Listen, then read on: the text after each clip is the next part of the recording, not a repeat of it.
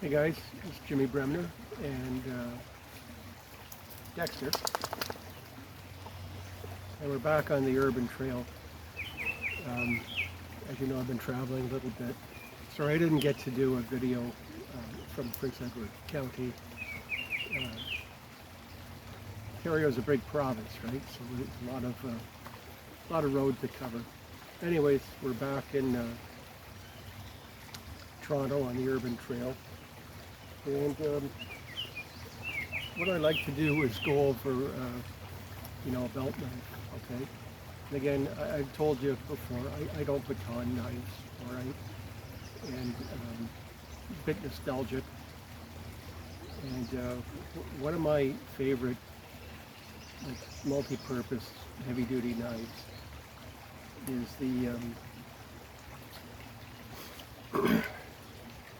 it's an American, it's like Vietnam era, it was a pilot's knife, okay? And it's sort of similar to a K-bar. It's about half the size. I believe it's carbon steel. It is a rat tail tang, but it's a pretty robust knife.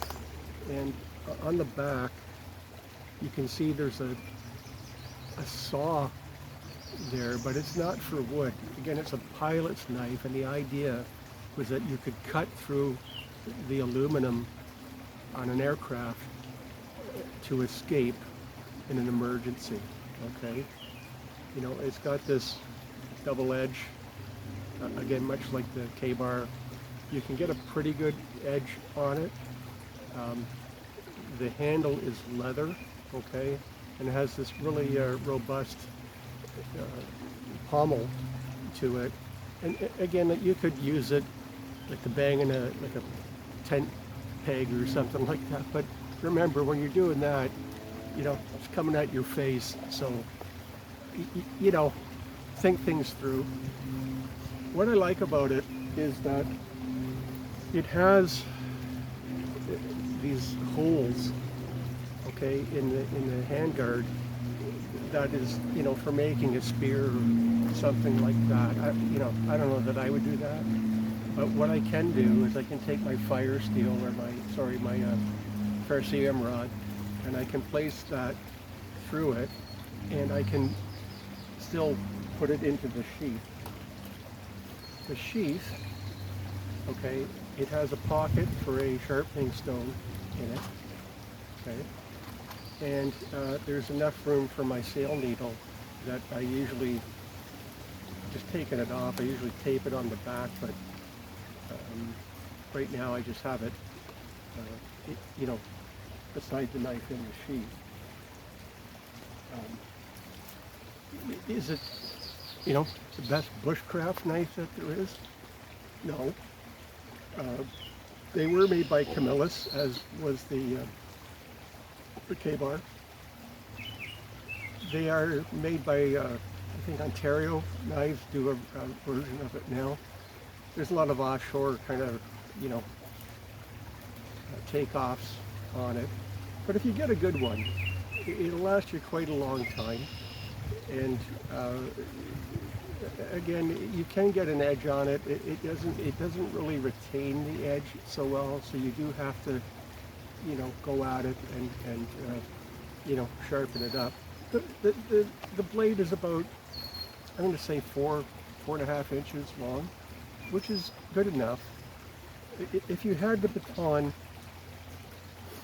with a knife with a rat tail tang, the secret is that you hold it by the blade, okay? You hold it here and you baton, so you're not bending and making metal fatigue like you bend and break a coat hanger. That's the secret if you had to do it. Again, I'm a never say never, never say always type person, okay? But again, in my experience, I don't baton knives. If I had to, this particular knife, again, you hold the blade and you tap, to make that wedge to split your wood, or whatever it is that you're trying to do. These are, you can find them anywhere between, I'm going to say 65 about $80–90 US. Uh, again, it's not really a bushcraft knife, but like I said, I'm a bit nostalgic. I do like them. It's kind of fun to have. I got to tell you that the sheath is really good. It's leather, has a belt loop, it's very robust. It has a metal plate on the back, so it's a great tool. I do wrap duct tape around the handles, so I always have a wrap of duct tape. I probably got about 2 feet on there, and it's just another way that you can carry duct tape and load out your sheath and your knife. I carried this operationally for a long time. It's a great tool. So that said, watch for me and Dexter. Come here. Dexter. Come here. Come over here. Like I said, he's full of beans. So anyways, watch for me on the next urban trail. Not sure where we're going to be, what we're going to talk about. If you have questions, send them in, and I'll try and answer it. If I can't answer it, I'll find somebody that can. And thanks for watching, as always. Jimmy Bremner, CTOA, on the Urban Trail. I'm out.